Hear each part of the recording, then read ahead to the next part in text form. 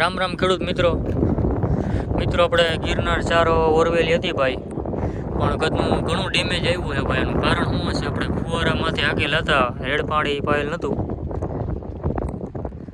મારા અંદાજે 50% ફેલ છે, 50% ઉગ્યું છે. જુઓ, એનું કારણ શું હોય? કે બીમાં વધારે દવા ભેરવાઈ ગઈ હોય, કાં બી ડેમેજ થઈ હોય, કાં બી ફેલાઈ હોય. જુઓ, હવે આમાં ખેડૂતને કેમ ભેગું કરવું ભાઈ? ચોપવાનું ચાલુ કર્યું પણ ભાઈ ભેગું ના થાય. હવે આમાં બાજુમાં દતર મુકાય કે શું કરે એ જરા કોમેન્ટ કરજો ને ભાઈ. જુઓ, આમાં આપણા જે 3-4 મજૂર નાખ્યા આટલું ચોપ્યું છે.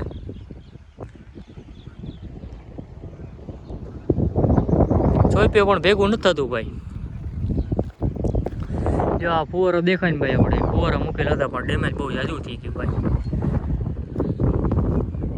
આ ખેડૂત ભાઈ એરિયા આપણે એને પણ પૂછીએ ભાઈ. એવો હમણાં